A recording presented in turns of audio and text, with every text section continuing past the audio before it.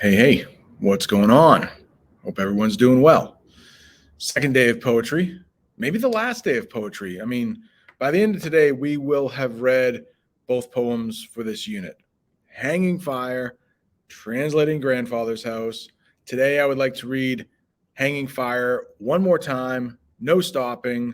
If anybody has anything to say, awesome. We'll pause. If not, we'll just move on to learn a little bit about the poet EJ Vega, and then we'll read his poem, discuss that, be on our way.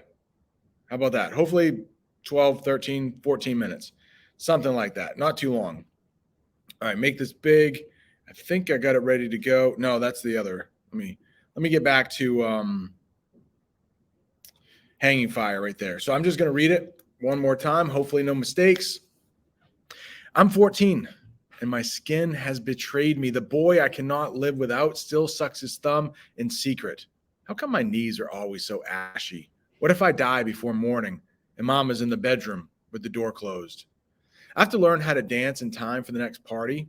My room is too small for me. Suppose I die before graduation. They will sing sad melodies, but finally tell the truth about me. There's nothing I want to do and too much that has to be done. And Mama's in the bedroom with the door closed.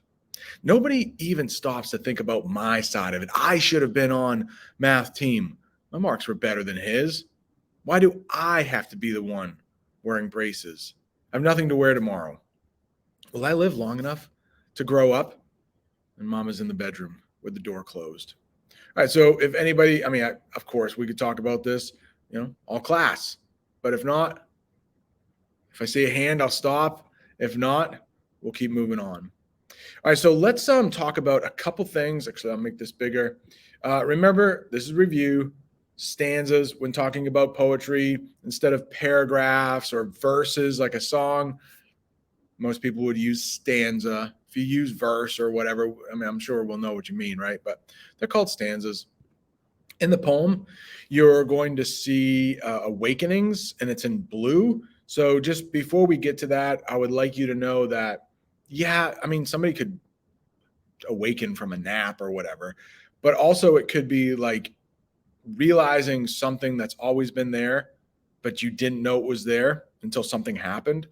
For example, when I was in the 7th grade, my father had like a heart attack and was in some pretty bad shape for a while.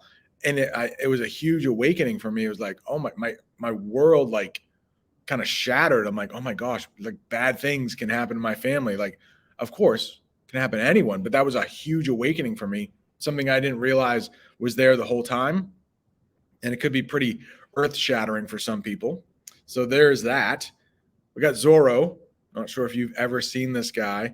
If it didn't take so long, I would pull up another page and show you a picture, but literally it would probably take me like 30 seconds. And I know you guys don't want to have to watch these any longer than you have to.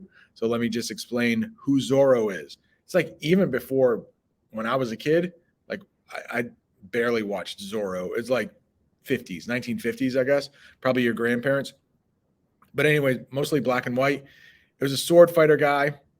He wore a mask, and with his sword, he would make kind of a Z after like you knew he was there because he made this flashy kind of thing, Z for Zorro. But it actually turned out he was a rich guy, kind of like if you've ever heard of Robin Hood. Robbed from the rich, gave to the poor. Zorro was that kind of guy, kind of like a Batman. I don't know who came first, Batman or Zorro, but basically like Batman, Zorro, rich guy, did some crime fighting. So, all right. And then the other one, Palomino. It is a type of horse. So when we read that, there's no definition on the page. It's a type of horse. All right. With that said, let's get into a little bit of Mr. EJ Vega. Let's see, find it up here. That guy right there. Too much. Back off a little bit. So you can see the picture of him. He's still alive. This book, I think, was published a couple of years ago, and it said he was still alive. And guess what? Just did a little quick Wikipedia search. The man is still alive. EJ Vega, born 1961. He's an award-winning poet, novelist, journalist. He was born in Cuba and worked as a sailor on tugboats and ocean barges. He has degrees in writing, literature, and journalism from Brooklyn College and a little university you might have heard of, Columbia. He lives in New York City.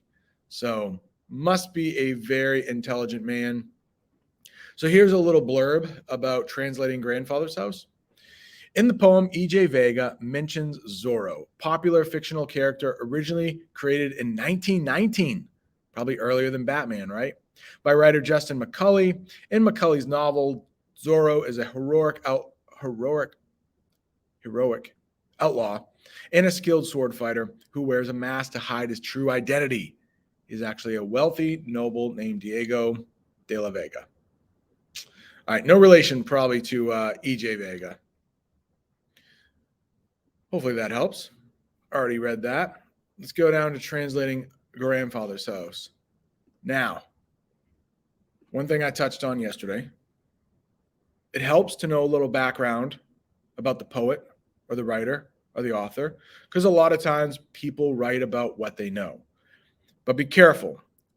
We need to make sure that we don't confuse the poet with the narrator in anything you read, unless it's like an autobiography, right? That person's writing about themselves. Because authors, poets, they can become actors in a way where they are writing about somebody that might be similar to them, but doesn't have the same experiences. Like, for example, Frank and Beans. Yeah, I wrote that thing. And Frankie's father, is horrible to him. My dad was great to me. So, this seems like it could be autobiographical, just like yesterday with Audre Lorde and Hanging Fire. Like, she could be writing about herself, but maybe not. Okay, so be careful. I will try whenever I refer to like the person in the poem, I'll say the narrator and not the poet. So little difference, but it could be big. I hope that makes sense. If there are any questions about that, let me know. Let's make this bigger. I don't think I want to say anything about this before we read it. Just let it all sink in, just like yesterday. This one might be a little bit more difficult than yesterday's. There's a few more maybe metaphor in here. There's some personification. We had that in the last one, but it may take 3, 4, 5 times to truly whatever. We're going to read it twice, but this might be a little bit trickier. I don't know. The other one's tricky too, though. Lots of different meanings. All right, enough rambling, more reading. According to my sketch, rows of lemon and mango trees frame the courtyard of grandfather's stone and clapboard home. So there, we do have what's called a semicolon. So that gives us an idea like, maybe you should stop there. That could be a complete thought. The shadow of a palomino gallops on the lip of the horizon. First stanza. Second stanza. Shorter, but it has a completely different thought. Teacher says the house is from some Zorro movie I've seen. Ask my mom, I protest. She was born there, right there on the second floor. Crossing her arms, she moves on. Memories, once certain as rivets, become confused as awakenings.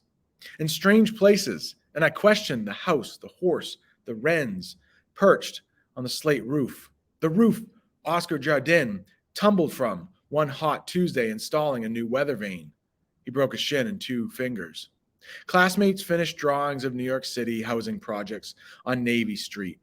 I draw one too, with wild grass rising from sidewalk cracks like widows. In big round letters, I title it Grandfather's House.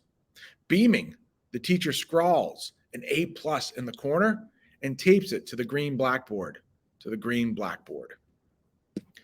First time we've read it, I think there's a lot to let sink in there, but I would love to hear what you have to say after just the first reading. I'm wondering if I can make this bigger and yet smaller. Yesterday, I think, it's too small. Yesterday, I think it would have been helpful when we did this, if you could have seen some of the poem. Because yesterday during the class discussions, it was hard to, I know for some people it was hard, like, what did they say? So if I can put this up here, make it a little bigger, And then you can see that. Maybe I'll pause here. And if anybody has any thoughts, I know not all of the poem is visible, but some is. All right. So let's, hopefully we had a good class discussion. Lots to talk about there. It's almost like the poet is trying to paint that sketch with words. So, and I also think there is a theme here, author's message. I do think that. All right, let's read it one more time and then have another discussion here. According to my sketch, rows of lemon and mango trees frame the courtyard of grandfather's stone and clapboard home. The shadows of a palomino gallop on the lip of the horizon. Teacher says the house is from some Zorro movie I've seen. Ask my mom, I protest. She was born there, right there on the second floor. Crossing her arms, she moves on. Memories, once certain as rivets, become confused as wakenings in strange places, and I question the house, the horse, the wrens perched on the slate roof, the roof Oscar Jardin tumbled from one hot Tuesday, installing a new weather vane. He broke a shin and 2 fingers.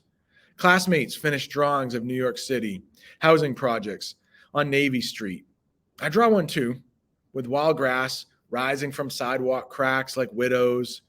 In big round letters, I title it Grandfather's House. Beaming, the teacher scrawls an A+ in the corner and tapes it to the green board. To the green blackboard. All right, I don't know why those. I honestly don't know why those 2 last lines are repeated. Often repetition gives us an idea like that's really important. I don't know, but hang on, let's get that bigger. How about more thoughts after reading this a second time?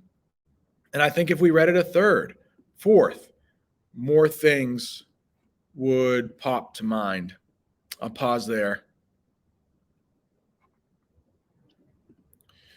Hopefully we talked about some things like, obviously, he probably lives in a housing project now. Probably. No real, we don't know for sure, but it's likely since his classmates do as well. So they're all drawing pictures of housing projects, which, probably low income, not a lot of money.